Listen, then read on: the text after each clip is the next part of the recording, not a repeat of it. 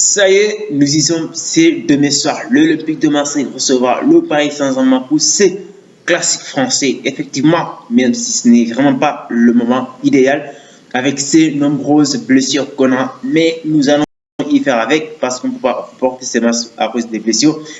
Du coup, nous allons effectivement jouer ces matchs et dans cette vidéo d'analyse de roman, nous allons voir comment l'Olympique de Marseille peut battre cette équipe effectivement de Paris Saint-Germain.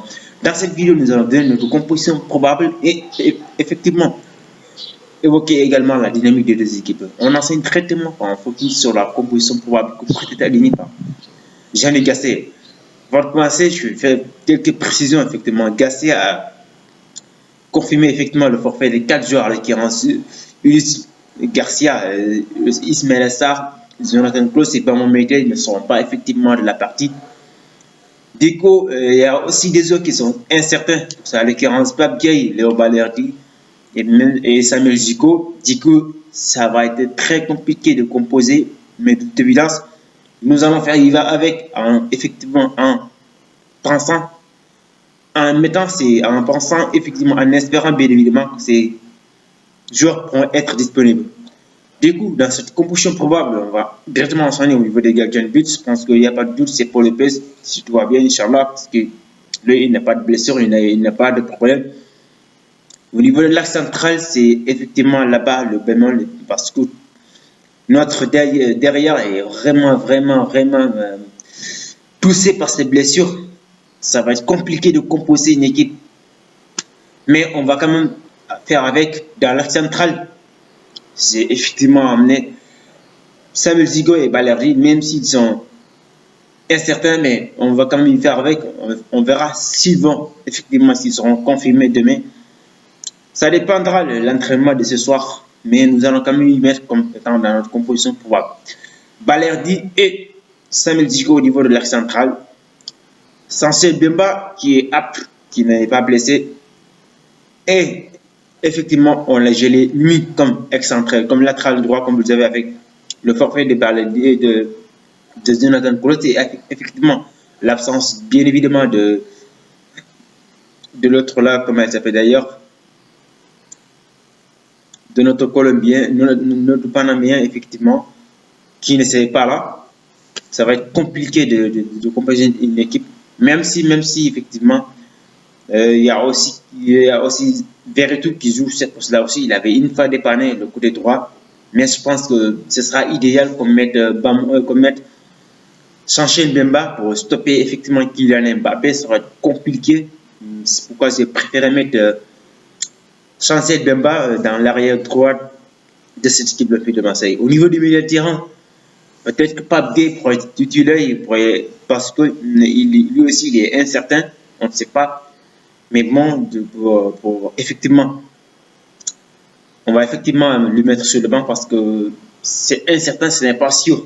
Donc, vu qu'on a des milieux de terrain qui sont disponibles pour l'instant, Geoffroy Kondogbia comme récupérateur, au niveau, effectivement, il y aura, au niveau du milieu récupérateur, il y a Geoffroy Kondogbia, accompagné effectivement, bien sûr, de Amenaré et Jordan Veretout, que j'ai préféré mettre au niveau du milieu de terrain.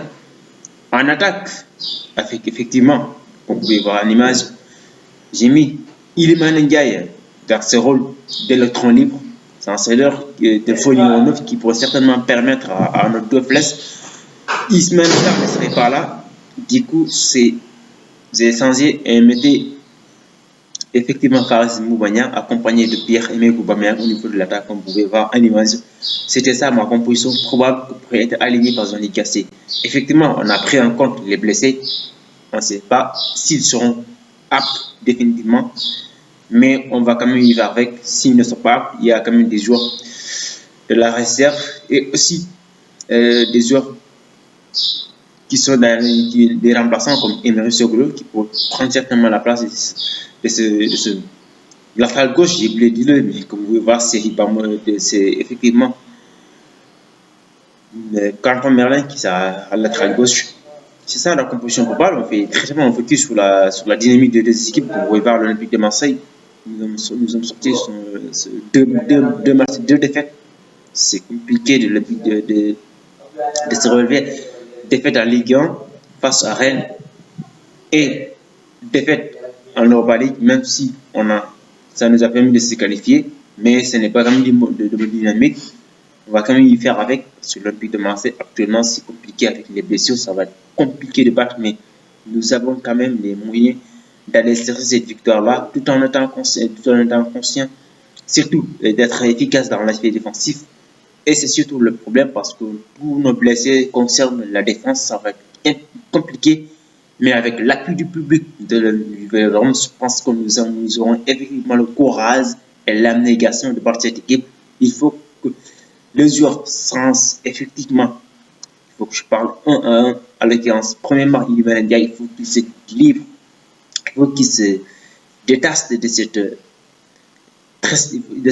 stress, il faut qu'il chasse effectivement dans ce match, qu'il soit en l'aise pour effectivement faire un bon match. Parce que s'il prend autant de poids sur lui, ça va être compliqué de s'exprimer sur le terrain.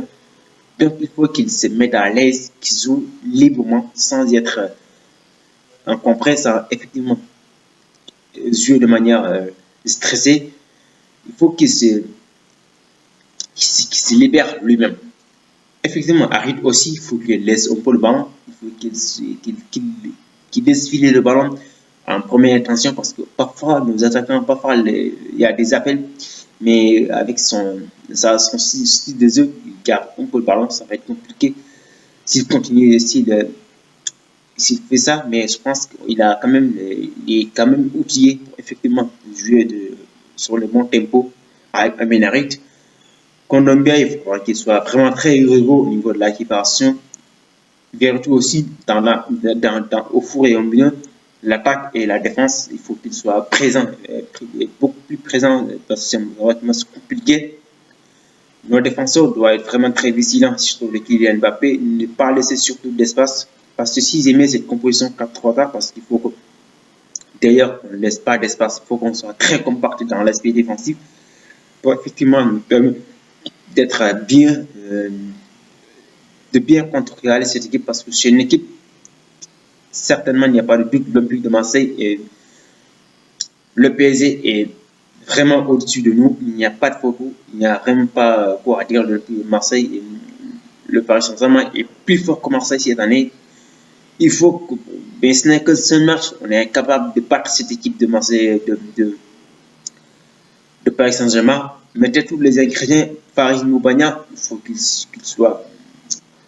qu'il mette effectivement du rythme, qu'il soit vraiment important dans l'aspect offensif. On en a besoin de ces points de vitesse, de ces appels, effectivement, de ce jeu au dos qui pourrait certainement nous permettre, nos attaquants, d'être libres, de créer de l'espace. Aubameyang, il faut qu'il soit précis. On a besoin de lui plus que jamais. Ça va être compliqué. Effectivement, pour ce qui est de cette équipe, c'est une équipe qui a une très bonne dynamique. Le restant de victoire était sur un score de 5-2 si je ne m'abuse face à Montpellier. Donc ça ne va pas être un match facile pour nous. Mais nous avons quand même les moyens de battre cette équipe, de cette équipe parisienne, de cette équipe, le Paris Saint-Germain. Le public de Marseille, comme les atouts, bien évidemment, de battre cette équipe. Nous allons quand même y faire pour effectivement faire un très bon match. Je suis là, prenez soin de vous.